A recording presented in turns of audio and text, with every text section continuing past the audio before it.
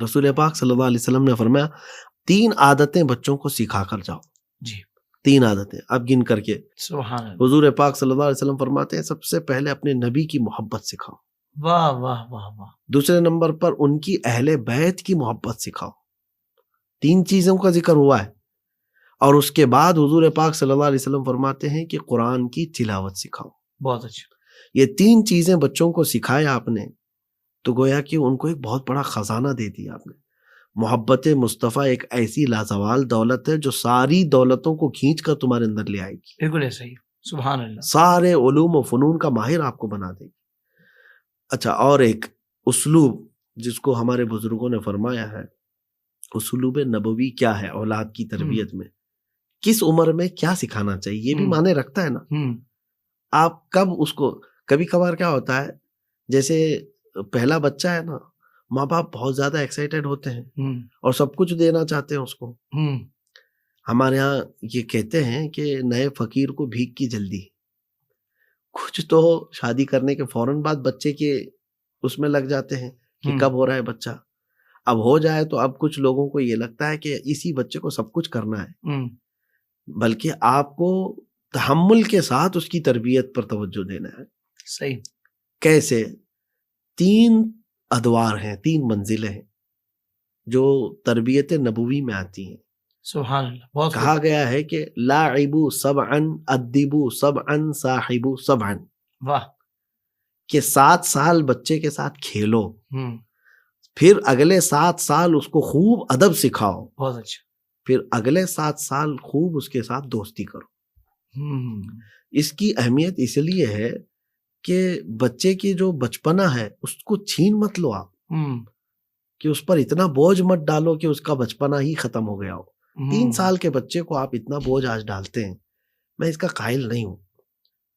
صحیح. جتنا آج اس کو اسکولوں کا بوجھ دیا گیا ماں باپ بھی آج اس کو کیا بنانا چاہتے ہیں. 3 سال 4 سال کا بچہ وہ اتنا بڑا بستہ اٹھاتا ہے کہ وہ خود اس کا متحمل نہیں ہے. صحیح. اور اس وقت تربیت نبوی یہ ہے کہ اس کو صرف کھیلنے کے لیے رکھو. اس کا بچپنا اس سے مت چھیلو. اور اس کے بعد 7 سال کا جب ہو جائے تب اس کو ادب دینا ہے. آپ کو خوب ادب دو. یہاں کچھ لوگوں نے الٹا کر رکھا ہے. 7 سال جب اس کے شروع ہو گئے تب تو اس کو چھوڑ ہی دیا. ادب کب سکھا رہے تھے؟ شروع میں ہی سکھا رہے تھے. یا تو پھر اس کے ساتھ کھیلتے رہے یا اسکول کی نظر اس کو کر دیا. عام طور پر گھروں کا حال اب یہ ہو گیا ہے سنڈے ٹو سنڈے تو باپ ملتا ہے ان سے. بچہ اسکول گیا ہے وہ صبح اٹھ کر کے اگر گیا ہے تو باپ سو رہا تھا یا باپ صبح جا رہا تھا تو بچہ سو رہا تھا. اور جب باپ گھر آیا ہے واپس گھر تب تک بچہ سو چکا ہے. یہ ہوتا ہے. یہ ہو رہا ہے.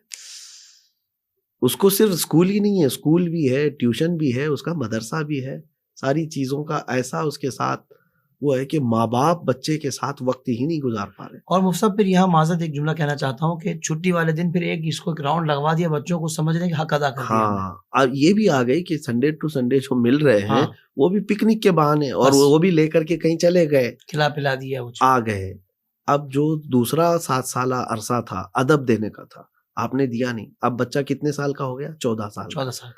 اب 14 سال کے بعد صاحبو سبن اب 7 سال اس کے ساتھ دوستی کرو کیونکہ 14 سال کی عمر یہ بلوغیت کی عمر ہے. جوانی آ رہی ہے اس کے اندر نئے امنگیں ہیں.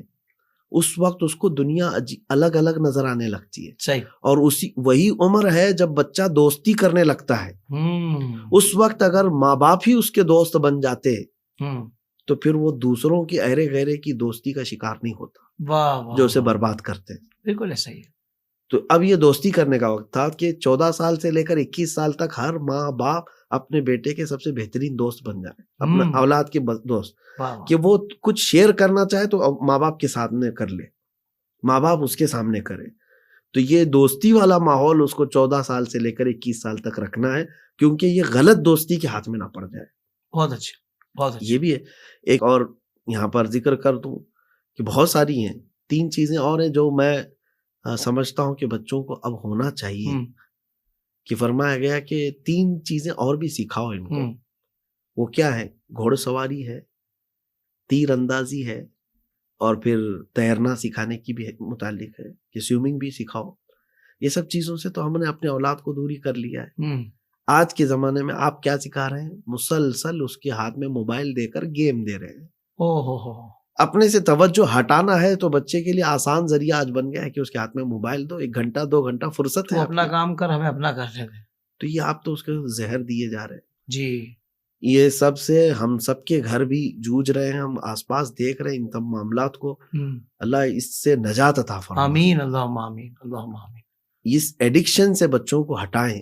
آگے چل کر کے 5G اور اس کے بعد آنے والے حالات اور بھی ڈینجرس ہے. اللہ, یہ بغیر انٹرنیٹ کے جینا ان کے لیے مشکل ہو جائے گا. بغیر کھائے بغیر پیے جی پائیں گے, لیکن انٹرنیٹ کے بغیر یہ بیمار ہو جائیں گے. نفسیاتی کر دیا حضور. ہاں بالکل, سائیکولوجیکل ان کو ایسا بیمار کر دیا جائے گا.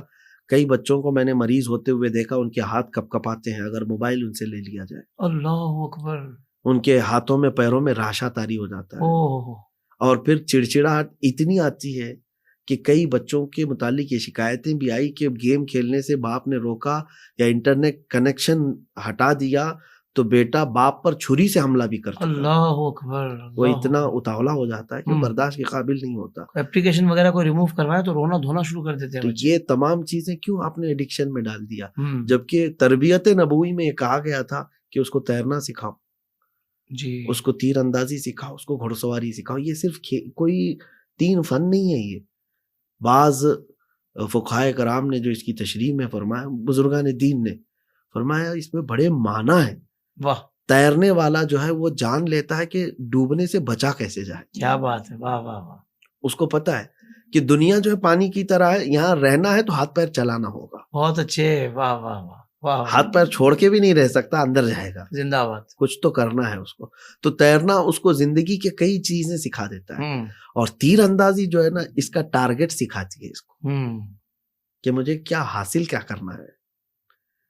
اور گھڑ سواری جو ہے نا, اس کو زندگی میں بیلنس سکھاتی ہے ہمیشہ, کہ کس طرح سے اس کو بیلنس رکھنا ہے, چاہے سفر کتنی تیزی کا ہو. کیا بات. تو یہ تمام چیزیں جو ہے نا تربیت نبوی سے تعلق رکھتی ہیں. اولاد کو یہ تمام چیزیں دیں. زندگی کے تمام شعبوں میں دینی رہنمائی حاصل کرنے اور آخرت کو بہتر کرنے کے لیے ہمارے YouTube channel Islamic digital studio کو سبسکرائب کر لیں اور بیل آئیکن بھی پریس کر لیں. قرآن سے بھی ملا تھا